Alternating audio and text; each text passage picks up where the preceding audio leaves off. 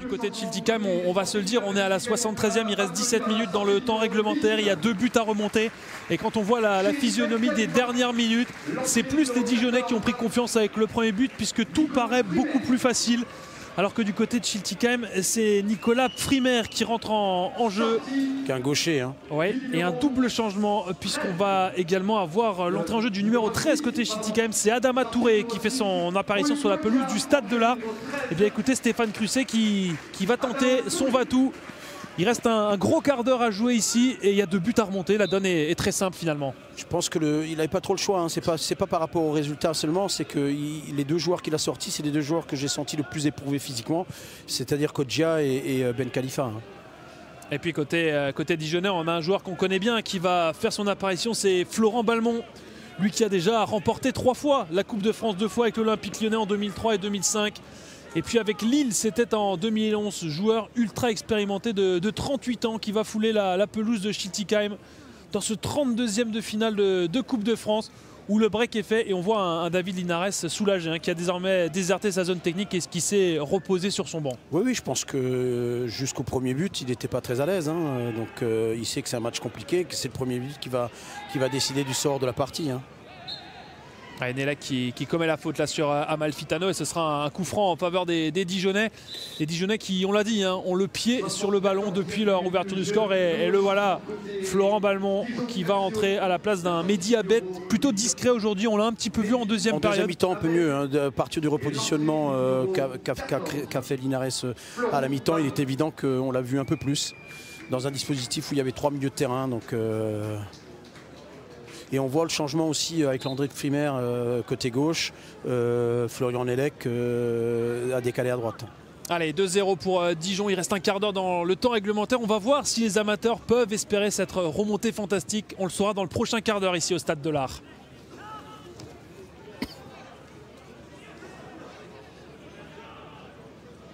Allez, Balmont pour son premier ballon. Ouais, ça va glisser jusqu'à Runarsson. Maintenant, les professionnels sont plus en mode gestion, hein, on va dire, eux qui mènent de 2 buts. Sliti, il a tenté de solliciter là-bas sur le côté Jules Keita. Et Florian Nélec qui est... En football, tout est permis, hein, donc il faut continuer à se donner la possibilité de revenir au score sans vraiment se découvrir, hein, parce que ça a été le problème à partir du moment où ils ont pris le premier but. On a vraiment senti que mentalement, moralement, l'équipe a baissé. Hein. Allez, Beko est de la tête face à Lotoa, ça se bat dans la surface de réparation et c'est dégagé. Parfois de Chafik. Beko qui se bat, Gengini à 20 mètres, il frappe, elle était belle cette frappe, mais quelle belle envolée là d'Alex Runarsson. Il s'est bien détendu pour capter ce ballon. Les opportunités sont là, hein, donc ils peuvent revenir dans le match. Ouais, l'essentiel pour les joueurs de Schiltigheim, c'est de continuer à y croire pendant le prochain quart d'heure. Sans se découvrir. De toute façon, les derniers mots de Stéphane Crusset, même si on ne les a pas entendus, mais c'était qu'il souhaitait que ses joueurs sortent du match sans regret. Bekoé, seul face à Runarsson, le ballon qui va à côté du but. Et penalty, oui, penalty pour Schiltigheim. Carton jaune pour Runarsson. Je ne suis pas sûr que ce soit le gardien de Dijon qui fasse la première faute. Hein. C'est peut-être dans le dos de Bekoé. On va revoir ça, mais en tout cas, penalty pour Schiltigheim ici au Stade de l'Art. Et si ce fait de match était peut-être le début de la différence dans cette partie. On va revoir ça. Bekoé qui se glisse entre...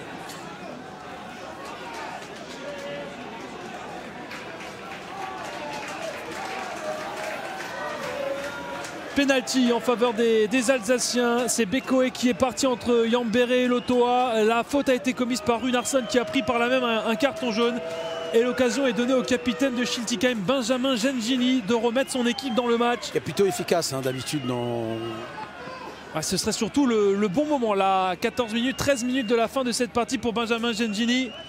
Gengini face à Runarsson pour laisser Schiltigheim dans cette Coupe de France. C'est au fond, fort au milieu, ça fait 2 buts à 1 en faveur de Dijon. Et regardez, Gengini qui a retrouvé ses jambes de 20 ans, qui ramène des posés. Le ballon au milieu de terrain. On va vouloir jouer vite là maintenant du côté de Schiltigheim. Un quart d'heure, ça peut être très long en foot, José Guerra. Ça peut être très long, hein. Mais ce qui peut se passer maintenant, c'est un peu ce qui s'est passé sur le premier but dijonnais. Hein. Il faut voir comment vont réagir les Dijonnais. Est-ce qu'ils vont continuer à garder la maîtrise ou est-ce qu'ils vont se mettre en difficulté, quoi. Allez, long ballon, là on cherche tout de suite Julio Tavares, le capitaine côté gauche. On va voir si les Dijonnais peuvent réagir. Keita à l'entrée de la surface à gauche, il décale pour Balmont. Balmont qui est obligé de faire le tour. Là on est reparti avec Shafik à 25 mètres. C'est un ballon pour personne, sinon pour Stéphane Schneider. En tout cas, ça a eu le mérite de réveiller le Stade de l'Art qui s'était un peu endormi dans la température hivernale alsacienne. Avec les 2 buts encaissés, c'est clair que ça avait calmé un peu les ardeurs et des joueurs et des spectateurs. Et ce que je disais tout à l'heure, c'est qu'à 2-0, il faut se donner les moyens de revenir à 2-1 pour recréer de nouveau un peu d'espoir auprès des joueurs et naturellement réveiller un peu ce public. Et regardez le changement de physionomie sur le banc dijonnais. David Linares qui est tout de suite de nouveau revenu au plus près de ses hommes au bord du terrain pour donner un maximum de consignes à ses hommes. À 2-1, c'est forcément plus la même histoire, hein. On se disait que l'équipe dijonnaise allait pouvoir gérer cette fin de partie. C'était sans compter sur ce penalty de Benjamin Gengini qui ramène Schiltigheim dans le match. 2-1 pour l'instant en faveur de Dijon. Mais tout est possible à 12 minutes de la fin.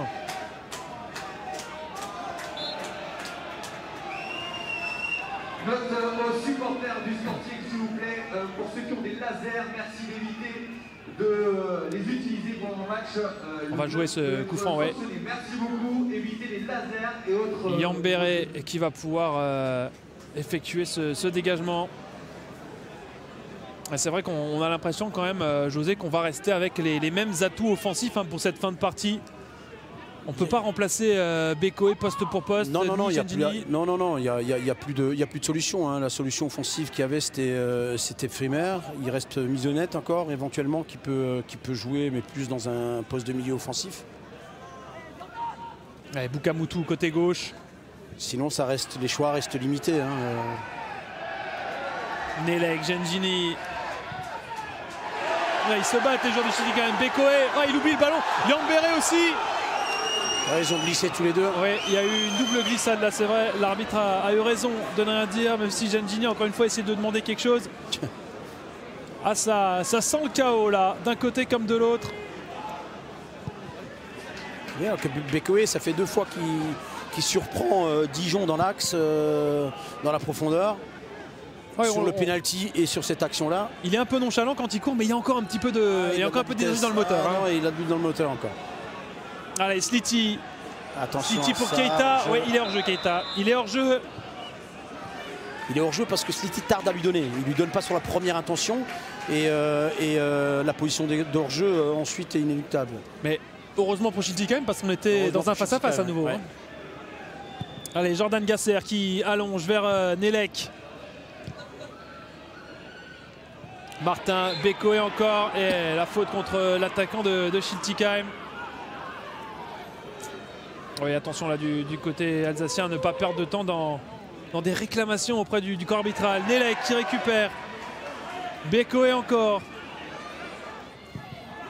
Dans la surface. Oh, pour Gengini, elle lui passe au-dessus. C'est pas son registre à Benjamin Gengini. Deuxième chance là-bas. Le centre, cette fois-ci Nelek sera court. Martin à 25 mètres. Ouais, c'est pas cadré. Mais peut-être que la meilleure action, c'était cette tête de Gengini, s'il n'avait pas coupé.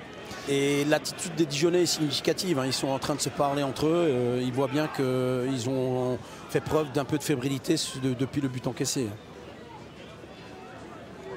Oui, et on appelle le prochain remplaçant là, côté Dijonnais.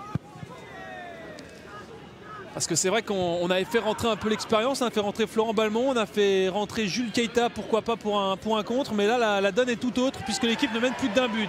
Gengini. Allez, c'est bien joué ça, il va y avoir encore un ballon dans la surface, pourquoi pas. Au deuxième poteau, pourquoi pas. Decker qui met sa tête, elle est pas cadrée cette tête de Vincent Decker. Et ce sera un... J'ai pas bien compris la sortie, hein. Runarsson qui fait un pas. Qui fait un pas pour y aller d'abord et ensuite n'y va pas, quoi. Je pense que c'est un ballon qui peut aller cueillir et éviter éventuellement que son équipe se mette en danger. Mais très grosse occasion encore, hein. Ouais, bon centre de Primaire en tout cas pour la tête de Vincent Decker. On est dans les 10 dernières minutes désormais ici au Stade de l'Art. Dégagement de Runarsson, haut dans le ciel alsacien. Linares qui fait signe de calmer, de garder le ballon, de maîtriser, mais c'est pas aussi simple que ça. Oui, et puis 8 minutes plus ce qui va rester d'arrêt de jeu, ça fait 10 bonnes minutes à conserver le ballon. C'est 10 bonnes minutes à vivre parce qu'il est évident que ça va être intéressant. Là. Allez, la touche en faveur des Dijonais qui sont dans le camp de Schiltigheim, mais pas forcément serein. Alors que ça chauffe à nouveau là. Qu'est-ce qu'il y a comme échauffourée? L'assistant qui est intervenu entre Wesley Saïd, Marko Vidovic. Il y a aussi Primaire là-dedans.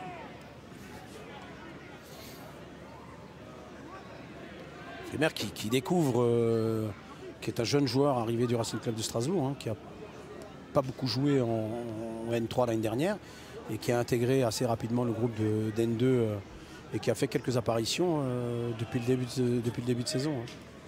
Oui, c'est vrai qu'il fait une rentrée plutôt intéressante là pour les Verts de Schiltigheim aujourd'hui. Allez, on repart sur cette touche. Les esprits se sont calmés. Le ballon récupéré. Primaire encore. Bekoe de haut but dans son travail de conservation.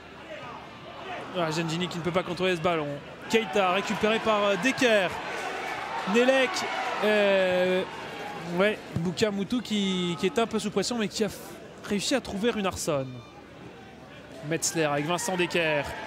Un petit peu d'espace. Ah, ils ont retrouvé de l'énergie là.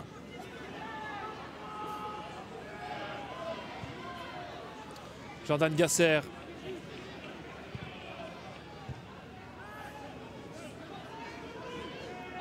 Primaire qui redescend, jouer avec Adama Touré.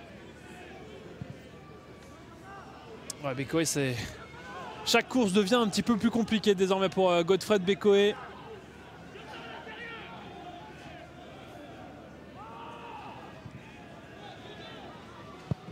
Runarsson là qui se rate. Ouais, Martin qui a tenté quelque chose. Touré qui ne peut pas récupérer ce ballon. Primaire qui a essayé de le récupérer. Et là, ouais. Grosse faute a priori. Il va un rouge, non. Sur Nicolas Primaire. Non, je trouve ça jaune. Qui reste au sol. Ouais, c'est le carton jaune qu'il a en main, j'ai l'impression. Largement mérité. Ouais, et il me semble que c'est Amalfitano qui a commis cette faute. Ouais. Romain Amalfitano qui va prendre ce carton jaune. Et on va rebasculer sur l'opération coup de pied arrêté. Pourquoi pas? Changement. Savoir que Dijon, FCO, la sortie du numéro 11. Naïm Sliti.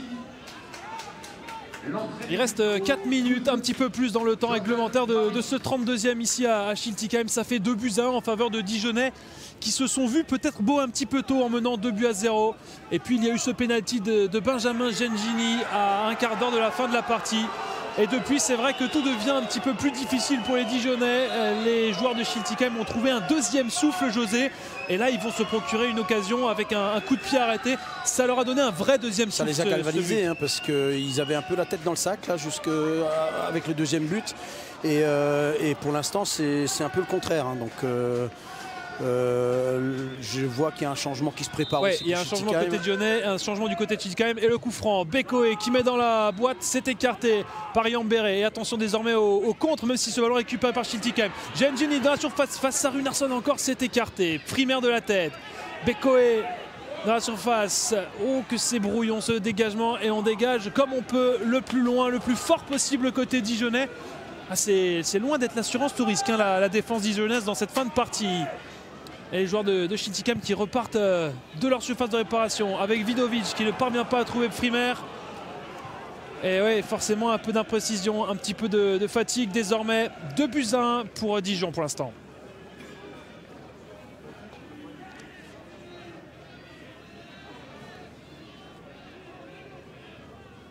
Et là Stéphane Crusset qui peste parce que le dernier remplaçant de Schiltigheim est obligé d'enlever son bijou autour du cou. Et ça c'est vrai que c'est quelque chose qu'on aurait pu anticiper hein, du côté de Schiltigheim. Et donc ce sera au prochain arrêt de jeu. Gengini qui perd ce ballon. Il s'est battu. L'avantage laissé à Schiltigheim. Metzler avec Decker sur le côté droit. Il ne trouve pas Nelek, mais ce sera un nouveau ballon récupéré par Metzler. Il y aura peut-être encore une occasion là pour Schiltigheim. Oui, il y en aurait une encore. Martin. Au moins. Allez, Thomas Martin qui cherche là-bas Vidovic. Frimer. Le centre du gauche, il est contré et il est sauvé par Runarsson. Ce ballon, évidemment, on va pas forcément se presser du côté du portier dijonnais.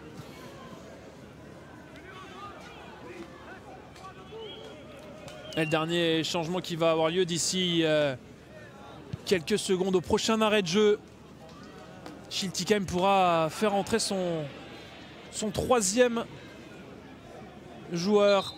Troisième et dernier joueur, hein, on vous le rappelle. 89e minute de jeu. Est sorti de Florian Nelek qui cède sa place à François-Xavier Rouns. L'entrée du numéro 15, François-Xavier Rouns, supporter du Sporting. C'est assez surprenant. Hein. Xavier Rouns, c'est un joueur qui s'est fait opérer des croisés, qui n'a pas fait un seul match pour l'instant et qui avait été mis dans le groupe par Stéphane Crusset. Et qui là le fait rentrer dans un poste d'attaquant, je pense, de pointe, hein, pour se servir de sa grande taille. En pivot du coup. Voilà, je pense que c'est ça, ouais. Allez, Metzler, il cherche Decker. Il joue son va-tout, je pense, sur les 3 dernières minutes. Hein. Super contrôle de Decker là, sur le côté droit. Il a face à lui Keita. Thomas Martin. Oh là, Metzler qui joue avec le feu. Et attention, Keita. Ah, la fatigue, c'est quelque chose. Hein. Adama Touré qui revient, Gasser qui tacle debout, l'arbitre qui s'en mêle et c'est finalement Ballon qui sort vainqueur de ce triple duel. Allez, les Dijonnais qui ont le pied sur le ballon. On est dans la dernière minute de ce temps réglementaire. Et Dijon qui ne doit pas prendre de risque. Là, il y a quasiment tout le terrain à remonter pour Schiltigheim. Allez, ce sont les joueurs qui viennent de rentrer qui vont essayer de mettre la pression. Nicolas Frimer qui a pressé Runarsson, mais le ballon est à nouveau dans les pieds des professionnels dijonnais qui se verraient bien maintenir ce but d'avance. Tavares avec Florent Balmont, Amalfitano et Yambéré. On fait tourner désormais. Ça devient compliqué physiquement, hein, ça se sent, mais il faut qu'ils donnent tout ce qu'ils ont, hein, dans les dernières minutes pour essayer d'aller mettre en difficulté cette équipe de Dijon. Thomas Martin, le voilà, François-Xavier Rouns pour son premier ballon. Gengini, contré par Amalfitano. Il y aura 4 minutes de bonheur en plus ici au Stade de l'Art. Jordan Gasser avec Frimer. Qui est contré. C'était compliqué hein, là, face à 3 Dijonnais et Balmont qui peut trouver Wesley Saïd qui lui va temporiser. Il a une solution. Keita à droite, Wesley Saïd. Ça souffle physiquement, Metzler. Et Keita qui va rester sur son côté. Regardez les secondes qui défilent en faveur de Dijon. Amalfitano avec Balmont. Et on entend Stéphane Crusset hein, qui leur demande d'avancer. Il a entièrement raison pour récupérer ce ballon. Il aimerait que son équipe sorte un peu plus pour pouvoir aller se créer encore une occasion. Ah, et si elle était pour Dijon cette prochaine occasion, oh, Balmont qui ne peut frapper ce ballon. Et il y a tout le terrain à remonter. Thomas Martin, Touré contré, Gasser contré. C'est important ces ballons. Balmont pour Tavares. C'est pas vrai. Et il y aura. Non, il ne sera pas validé ce but. Il ne sera pas validé. Si, il est validé. Hein. Ah, il est validé. Je croyais qu'il y avait une position de hors-jeu sifflée contre Tavares. Ouais. C'est la perte de balle de Touré.